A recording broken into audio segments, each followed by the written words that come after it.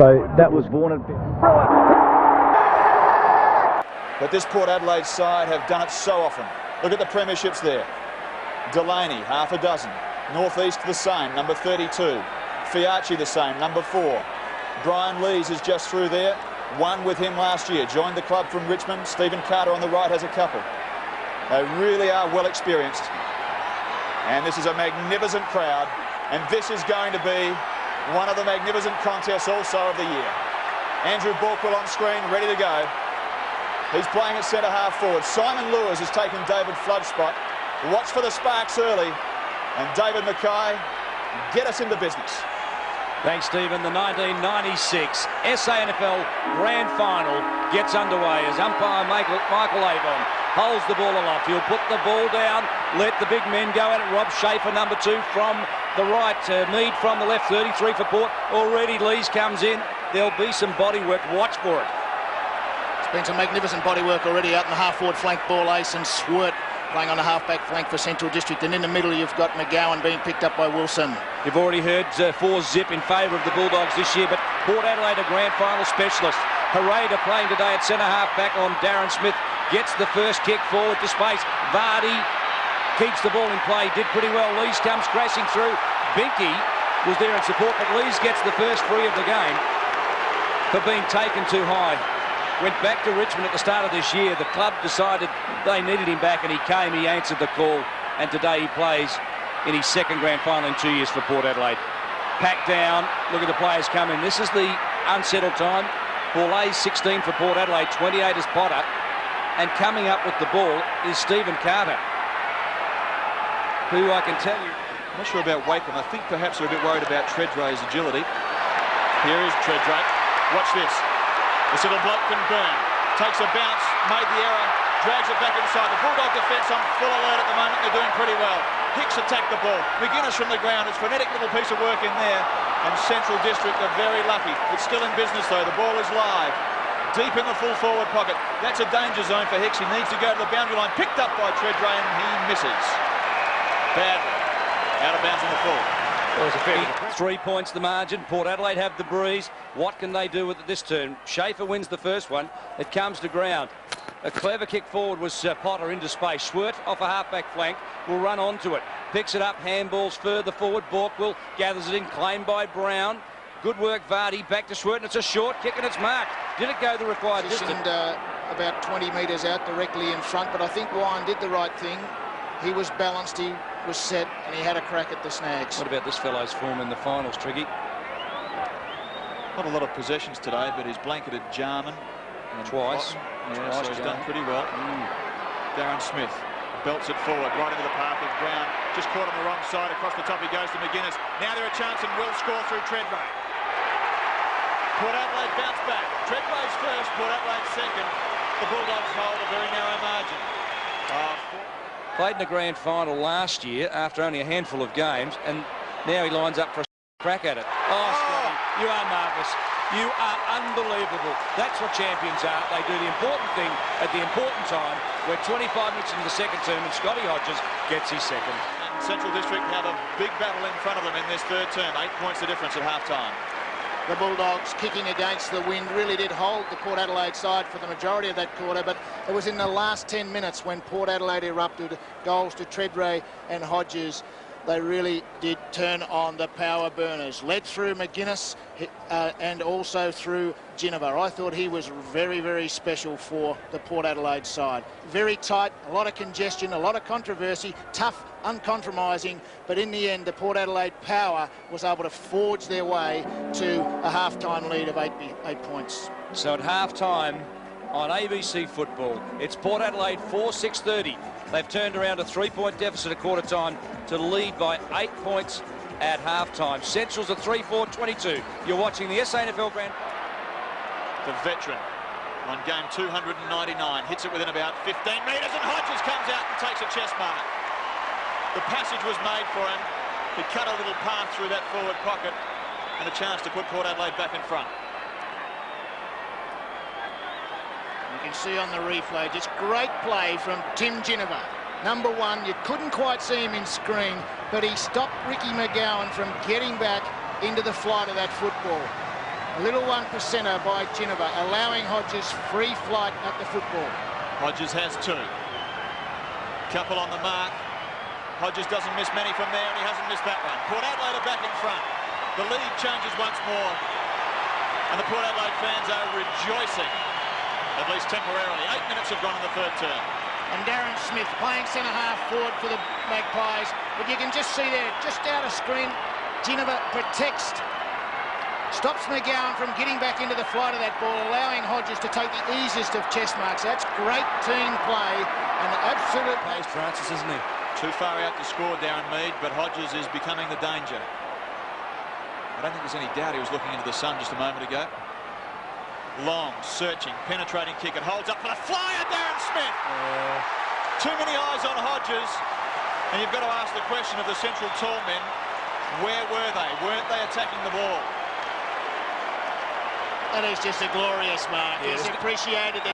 And Hodges, the 2 other tools, were held up in heavy traffic, and he's just launched himself from the side of the pack to take one of the all-time great marks. That is a magnificent mark in the context of this game. Yeah, I agree with you, Ken. I think you'll find that's you can't belittle the central defenders on that one. It was just an outstanding athletic mark by D. Smith. From 15 metres out, not a problem. Smithy gets another one. It's his first. But Port Adelaide are on the march. 7-6 line. Ball lays around the body to Brown. Loose across the top to Hodges. Shouldn't miss from there. Bends it around. He just knows where the goals are, doesn't he? Scott Hodges gets 5. The champion has put his stamp on this game in no small it to himself, and then gets the kick away to Hodges. Now this man, round 1 last year, broken ankle. So he bounced back to play in a grand final, a premiership last year, and at the moment he looks great. Just remembering his kick of last week from almost the same spot. I think this is a bit further. He'll need the zoom boot on to get it from there. The wind last week was going left to right of screen. Today it's going right to left. It will carry, no doubt, this ball will carry a long way. Thumps it up there. Oh, he's got the zoom boot on, all right. He's kicked another one. It's his favourite spot on the ground. Port Adelaide are marching on towards their 34th point. Across the top, watch out for Ginniver. Well tackled by Hicks. And despite giving away 6 rounds, Smith's got another one. Rowan's first. Port Adelaide march on. If he finishes this off, it would be amazing. He can't. He handballs it back to Rowan Smith, who hits the head of the square. The strength of Hodges on show again. Taken. He is just a genius. 6 goals for Scotty. Crunched the pack and juggled the mark. There's nothing this bloke can't do. What a tremendous kick from Rowan Smith. Put it to the front of the goal square, and Hodges outnumbered 3-1. Used his big frame to advantage to take a great chest mark.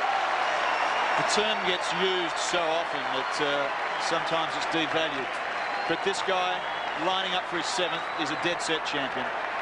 He has 640 career goals, a Magarey medal, a couple of Ken Farmer medals, and his performance again in the grand final of '96 has been the difference. 25 minutes gone. Glenelg to Port Adelaide, in his first year with a new club, plays in a premiership side, and he's their 2nd highest goal kicker. And this guy has come back from Richmond. He was leaving to be reserves captain this year, Lees, come back to the club, and he'll play in his 2nd grand final in 2 years. Fegan, an up-and-comer. He'll play for the Power next year, no doubt about that. Schaefer, fingertips to it. Scotty Lee to the boundary line. Bamford towards Scotty Hodges. He's got it, the big guy. He's kicked 7 already, 7 goals too, and this will make it 8. He's just a powerhouse. Well, he's just treating Hicks like a puppet. They're just pushing him off with extra body strength. It's a big ask from Hicks, particularly when it's coming in so often, and Hodges now is in full flight, full of confidence. So there it is, the siren's gone. Scotty Hodges has got 7-3 in fact. Can he make it 8? No, it's 7 goals for. Fair day at the office for Scotty Hodges.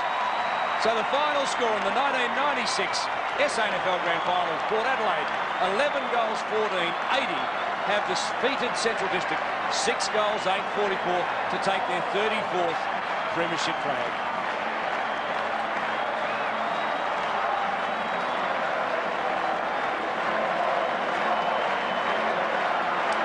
You can see the Port Adelaide players there just full of elation. A magnificent achievement. It is 3 on in for the Magpies. Some magnificent players they had all over the ground.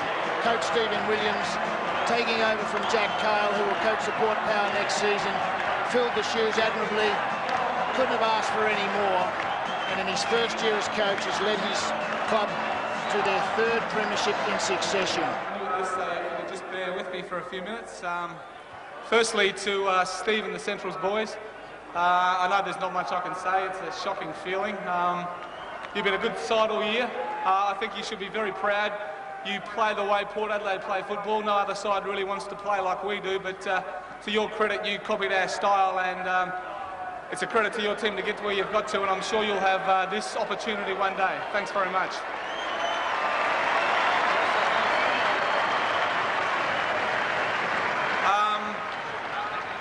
Yeah, okay. And one more thing, I'd just like to thank these guys over here. I think the coaches are really a little bit overrated. If you haven't got the players, you won't win anything, and I'm just so proud of the 20 or 30 odd players that are over here now. They've been fantastic to coach. And just one final thing, my dad wasn't well enough to be here today, so this one's for you, Foss. Thanks.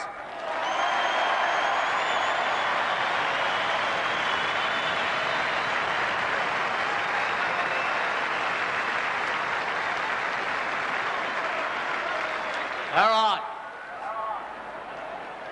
First of all, to Centrals and their supporters, they've been a fantastic club this year. They have improved, and next year, for them, I hope they make it again. Well done, boys. And our fellas, we're all looking very, very cheery to get up here. Firstly, there's been a couple of dedications this has gone to. 2 blokes that couldn't play today, Tony Malakalis, Robbie West, been an inspiration all year, and Big Darryl Poole.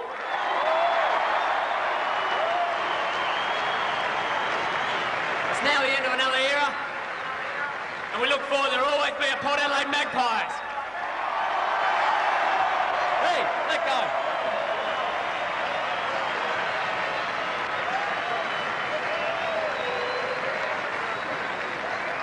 go. Ladies and gentlemen, the 1996 Premiers, Port Adelaide.